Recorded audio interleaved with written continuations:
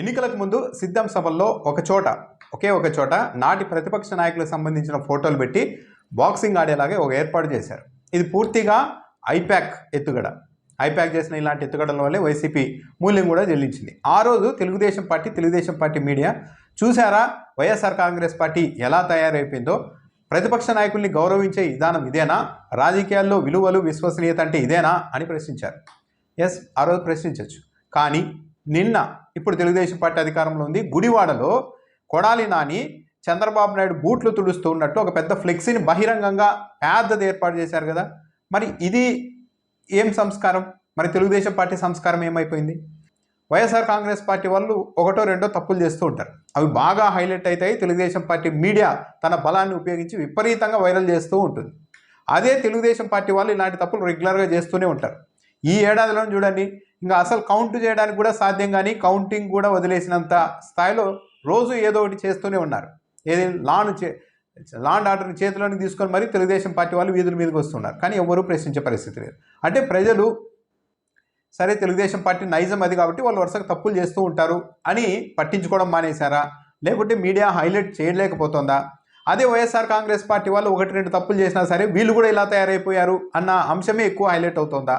గుడివాడలో ఒక ఘటన జరిగింది. కృష్ణా జిల్లా జెడ్పీ చైర్పర్సన్ ఉప్పాల హారిక పైన తెలుగుదేశం పార్టీ వాళ్ళు దాడి చేశారు. దాదాపు గంట పాటు ఆమెను కారులోనే నిర్బంధించారు. అక్కడ అద్దాలు పగలగొట్టారు, నానా బీభత్సం సృష్టించారు.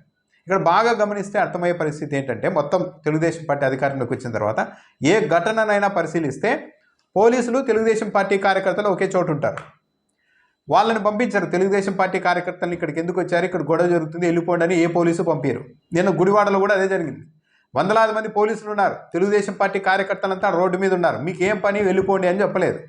కానీ వైసీపీ వాళ్ళు వస్తే మాత్రం మీరు రావడానికి వీలు లేదు, ఇక్కడ తెలుగుదేశం పార్టీ వాళ్ళు ఉన్నారు, ఉద్రిక్తత వస్తుందని చెప్పి వెనుక పంపిస్తూ ఉంటారు.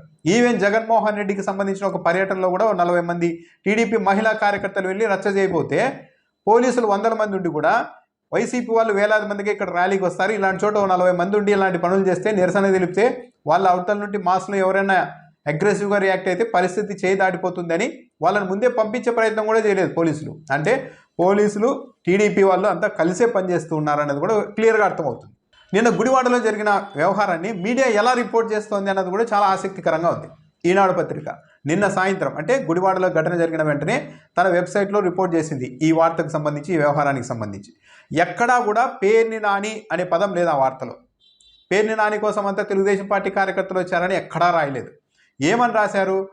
కే కన్వెన్షన్ సెంటర్లో వైసీపీ విస్తృత స్థాయి సమావేశం జరుగుతోంది నియోజకవర్గానికి సంబంధించి అని రాస్తూ, at the same time MLA Venigandla Ramu సుపరిపాలన తొలి అడుగులో భాగంగా ఒక కార్యక్రమానికి పిలుపునిచ్చారు. ఆ కార్యక్రమంలో భాగంగా తెలుగుదేశం పార్టీ వాళ్ళు పెద్ద ర్యాలీగా అక్కడికి వచ్చారు. ఆ తర్వాత అక్కడున్న కొడాలి నాని ఫ్లెక్సీని దించేశారు. కే కన్వెన్షన్ సెంటర్లోకి వెళ్లేందుకు తెలుగుదేశం పార్టీ కార్యకర్తలు ప్రయత్నించారు. ఆ తర్వాత ఉప్పాల హారిక వచ్చారు, ఆమెను మరో దారిలో పంపించారు పోలీసులు తొలుత. కానీ ఇంకో దారిలో వస్తున్నప్పుడు తెలుగుదేశం పార్టీ కార్యకర్తలు దాడి చేశారు అని ఈనాడు రిపోర్ట్ చేసింది. కానీ ఎక్కడా పేర్ని నాని అనే పదం రాయలేదు.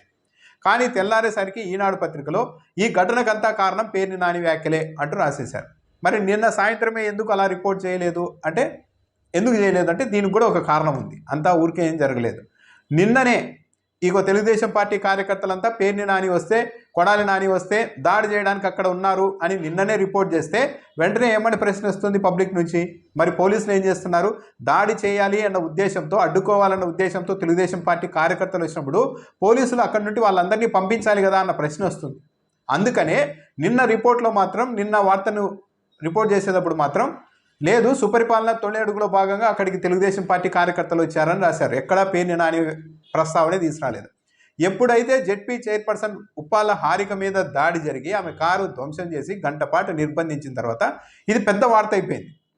ఒక బీసీ మహిళ జెడ్పీ చైర్పర్సన్ పైన అంత చుట్టుముడితే పోలీసులు అక్కడ ఉండి కూడా ఏమీ చేయలేకపోయారు గంట సేపు అన్నది ఒక పెద్ద రచ్చ అవడంతో అప్పుడు దీనికి అంతా కారణం అసలు టీడీపీలు కాదు వైసీపీ వాళ్ళే అని నెపం నెట్టేయడంలో భాగంగా ఉదయం తెల్లారేసరికి ఈనాడు పత్రికతో సహా మీడియాలో, తెలుగుదేశం పార్టీ మీడియాలో పేర్ని నాని పామరులో తెలుగుదేశం పార్టీ కార్యకర్తల్ని నరికేయాలి, పొడిచేయాలి అధికారంలోకి వచ్చినాక అని చెప్పారు. దాంతో ఆయన అడ్డుకునేందుకు వచ్చారు, ఈ సమావేశానికి వస్తున్న పేర్ని నాని అడ్డుకునేందుకు తెలుగుదేశం పార్టీ కార్యకర్తలు వచ్చారని వార్త రాసేశారు. ఇక్కడ గమనించాల్సింది ఏంటంటే, నిజంగానే పేర్ని నానిని అడ్డుకోవాలి అనుకున్నారు. మరి పేర్ని నాని వస్తే అడ్డుకోవాలి కదా. అలా కాకుండా ఉప్పాల హారిక ఏం చేశారు? పైగా తెలుగుదేశం పార్టీ మహిళా కార్యకర్తలు ఎంత ధీమాగా పబ్లిక్గా టీవీ ఛానళ్ళ వద్ద నిన్న చెప్తూ ఉన్నారంటే, మేము ఇక్కడికి రావద్దు, వెళ్ళిపో అని చెప్పాము, మళ్ళీ ఇంకో దారిలో వచ్చింది ఆమె, అందుకు మేము దాడి చేశామని చెప్తున్నారు. అంటే ఇప్పుడు ఈ రాష్ట్రంలో ప్రభుత్వ పరిపాలననే కాకుండా రోడ్ల మీద ఎవరు ఎప్పుడు తిరగాలి, ఏ దారిలో ఎవరు రావాలి అన్నది కూడా ఓట్ల ద్వారా ప్రజలు ఏమన్నా తెలుగుదేశం పార్టీ వాళ్ళే నిర్ణయించేలాగా హక్కు కల్పించారా? లేదు కదా. అంతమంది పోలీసులు అక్కడ ఉండి కూడా గంట సేపు ఆమె మీద దాడి చేస్తూ ఉంటే, కారు అద్దాలు పగలగొడుతూ ఉంటే ఏమీ చేయలేక మేమేం చేయగలం తెలుగుదేశం పార్టీ వాళ్ళు ఇలా చేస్తుంటే అనే స్థాయికి పోలీసులు వచ్చారంటే మరి దీన్ని ఏమనాలి? అసలు పేర్ని నాని ఎక్కడా కూడా రఫా నరికేయండి, అధికారంలోకి వచ్చాక చంపేయండి అని లేదు. ఆయన ప్రసంగాన్ని కరెక్ట్గా అంత ఒక నిమిషానికి ఎడిట్ చేసేసి వ్యాఖ్యలు అక్కడక్కడ చేసిన వ్యాఖ్యలను తెచ్చి ఇదిగో ఈయన ఇలా అన్నారంటున్నారు. కానీ ఆయన మొత్తం ప్రసంగంలో ఆయన ఉద్దేశం ఏంటంటే వైసీపీ కార్యకర్తల్ని తిడుతున్నారు. ఆయన మీరు రఫా అంటున్నారు, దీన్ని ప్రజలు హర్షించరు, ఇది రాజకీయాల్లో సరైనది కాదు, ఇవన్నీ అయ్యే పనులు కాదు, కాస్త మారండి, ప్రజలు పద్ధతిగా ఉండాలని కోరుకుంటున్నారు, రాజకీయాల్లో మనం వచ్చింది ఇక్కడికి రఫా కోసం కాదు, ప్రజల సేవ చేయడానికి, వాళ్ళ మనసు గెలవడానికి మనం రాజకీయాల్లోకి వచ్చాం కాబట్టి మారండి అని డైరెక్ట్గా వైసీపీ కార్యకర్తలకు ఆయన విజ్ఞప్తి చేశారు. రెడ్ బుక్ ప్రస్తావన తెచ్చుతూ లోకేష్ రెడ్ బుక్ అంటున్నారు కదా, దాని ఏదో గొప్పగా అనుకుంటున్నారు, మీరు చూస్తూ ఉండండి, ఈ రెడ్ బుక్ ఆధారంగానే పవన్ కళ్యాణ్, చంద్రబాబు నాయుడు, లోకేష్కు రాజకీయంగా ప్రజలు ఉరి తీస్తారని కూడా మాట్లాడారు.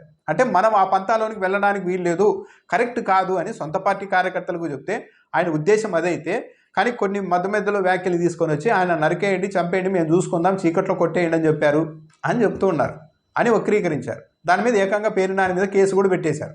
ఎప్పుడైనా కానీ ఒక భావం ఏంటి, ఆయన ఉద్దేశం ఏంటి అనేది చూడాలి. కానీ ప్రసంగంలో 2-3 వ్యాఖ్యల్ని తీసేసుకొని కావాల్సిన విధంగా కట్ చేసేసుకొని ఆయన ఇలా రెచ్చగొడుతున్నారని కేసు పెట్టేశారు.